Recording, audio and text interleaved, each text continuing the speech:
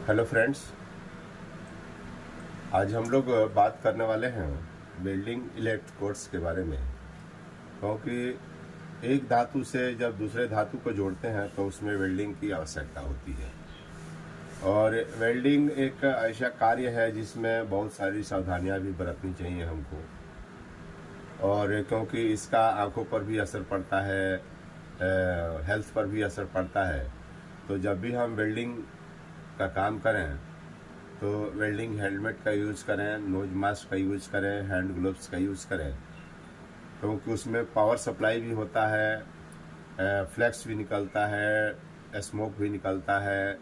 तो उसके लिए क्या है कि हमको आँख के लिए हमको कम से कम वेल्डिंग हेलमेट चाहिए, ग्लास चाहिए और उसके साथ में नोज मास्क चाहिए, ताकि जितने भी उसके स्मोक जो निकल रहे हैं हमारे हार्ट को या हमारे हेल्थ को प्रॉब्लम न करे दोस्तों। तो इसके लिए क्या है, हमको और भी सारी जो चीज़ें हैं उनके बारे में हम जानकारी लेंगे।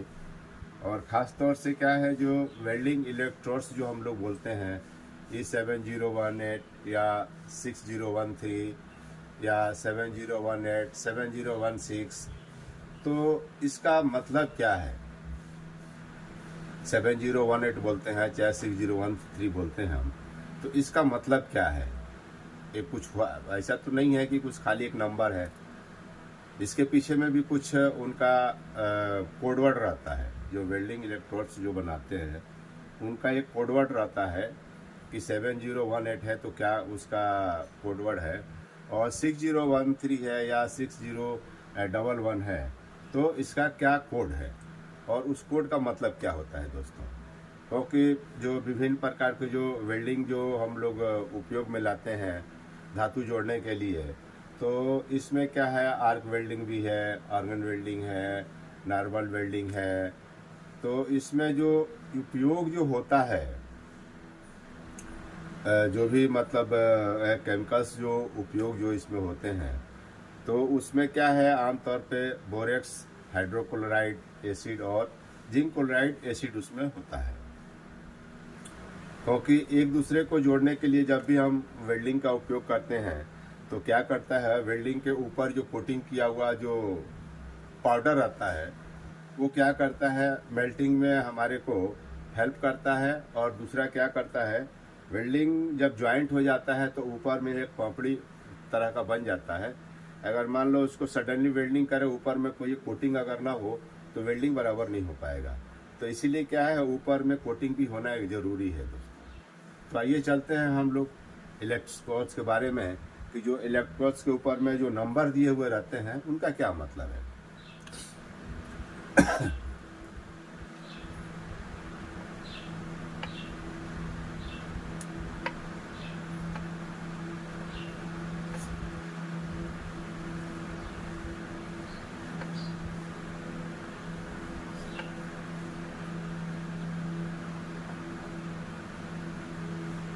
वेल्डिंग इलेक्ट्रोड्स, तो इसका मतलब क्या होता है, इसके बारे में हम एक छोटी सी जानकारी लेते हैं।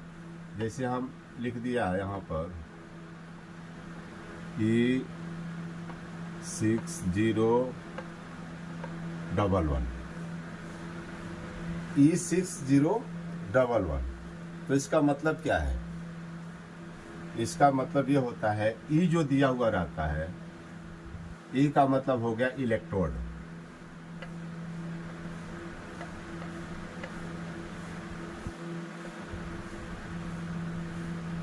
ई का मतलब हो गया इलेक्ट्रोड्स।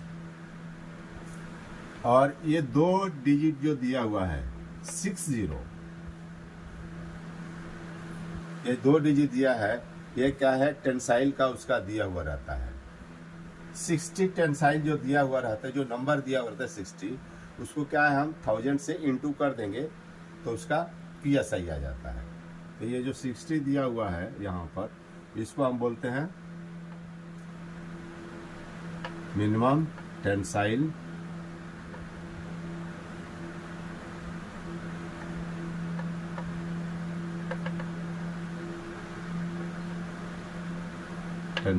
PSI। ये मिनिमम टेंसाइल PSI। तो जो 60 जो दिया हुआ है 60 इंटू 1000,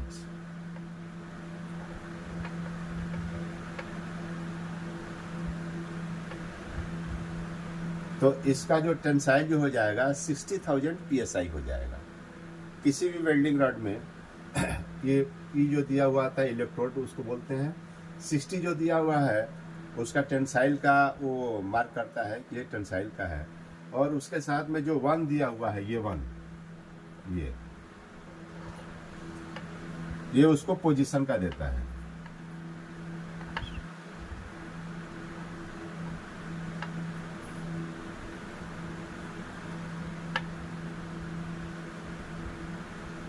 ये उसका पोजीशन का देता है। उसके बाद में 1 जो दिया रहता है एक और लास्ट में, ये जो 1 है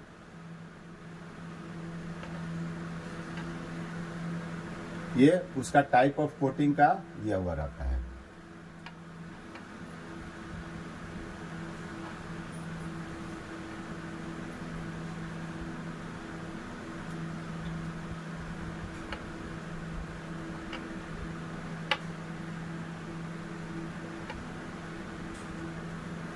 ये उसका टाइप ऑफ कोटिंग और करेंट के बारे में दिया हुआ रहता है। एंड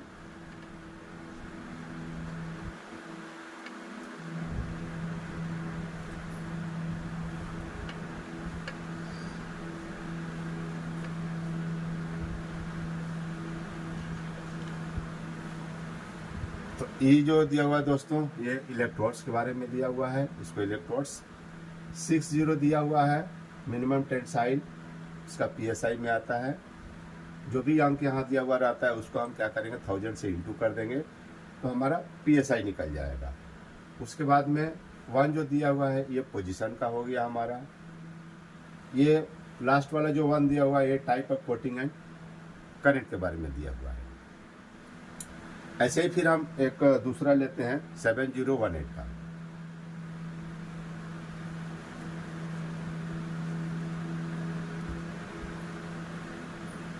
सेवन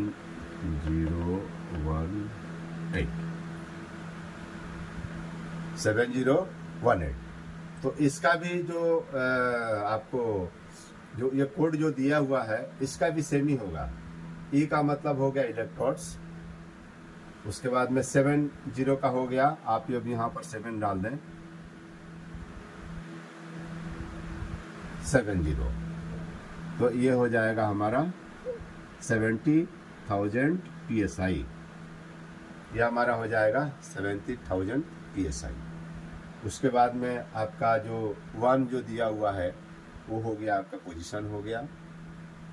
8 जो दिया हुआ है वो आपका फ्लक्स और करंट के बारे में दिया हुआ है।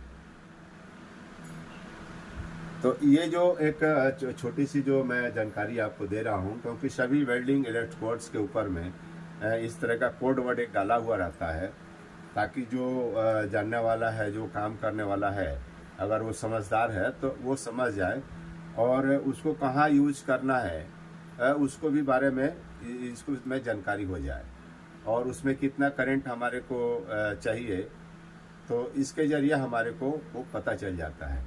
और वेल्डिंग इलेक्ट्रोड्स तो दोस्तों बहुत सारी कंपनियां बनाती हैं, लेकिन अच्छी कंपनियां जो हमारे को बनाती हैं हमको ज़्यादातर उन्हीं का यूज़ करना चाहिए, क्योंकि बहुत सारी कंपनी बना रही हैं, उनका कोई गारंटी तो रहता नहीं है कि क्या वो सही चीज़ दे रहे हैं अथवा नहीं दे रहे हैं। तो वो बहुत अच्छी कंपनी को जब भी हमको वेल्डिंग इलेक्ट्रोड्स अगर लेना है तो अच्छी कंपनी का लेना चाहिए, चाहे एडोर का हो गया, L&T हो गया, DH सचरन हो गया, निकॉन्स हो गया, L&T हो गया। तो इस तरीके का जो अच्छी कंपनियां हैं उन्हीं का हमको वेल्डिंग इलेक्ट्रोड्स लेना चाहिए, क्योंकि उसमें क्या है गारंटी हमारा मिलता है। और बाकी कंपनियों में क्या है, गारंटी का कोई भरोसा नहीं रहता है कि वो जो हम वेल्डिंग कर रहे हैं वो क्रैक कर जाएगा या क्या करेगा, उसका कोई गारंटी नहीं रहता है। तो क्योंकि बहुत सारी चीज़ें जो हैं हम जैसे MS को MS के साथ जोड़ रहे हैं, उसके लिए अलग हमारा वेल्डिंग इलेक्ट्रोड जरूरत पड़ता है। उसी MS को MS के साथ जोड़ रहे हैं, लेकिन अगर वो हार्ड प्लेट है तो उसके लिए हमको अलग सा वेल्डिंग रॉड की ज़रूरत पड़ती है।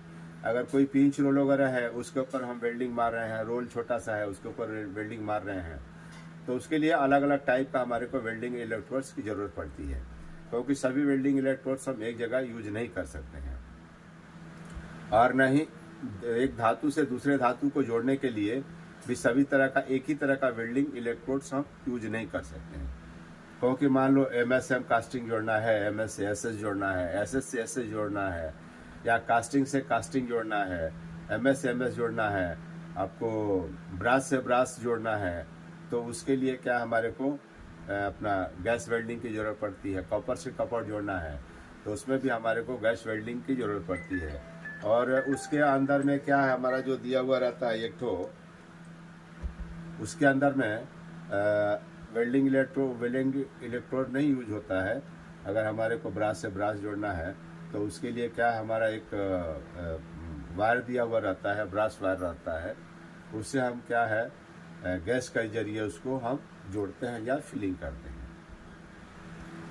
अब रह गई बात कि भाई कि इसके बारे में हम और कैसे जानकारी प्राप्त करें, तो इसके लिए क्या है, आप लोग हमारे YouTube चैनल पे बने रहिए और मैं आपको और भी छोटी छोटी जानकारियाँ देते रहूँगा जो महत्वपूर्ण जानकारियाँ हैं।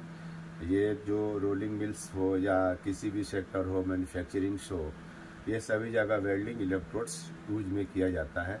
तो इसका काम करने के लिए ख़ास तौर से हमको सावधानी की ज़रूरत पड़ती है, और सावधानी नहीं रखने से दुर्घटनाएं हो सकती हैं।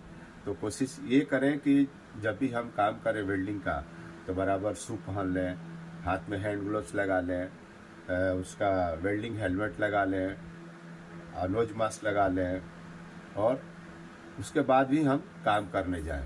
तो क्या हमारे को सारी जो ये PP है बराबर यूज करें तो हमारे को दुर्घटनाएं होने का चांस नहीं रहेगा।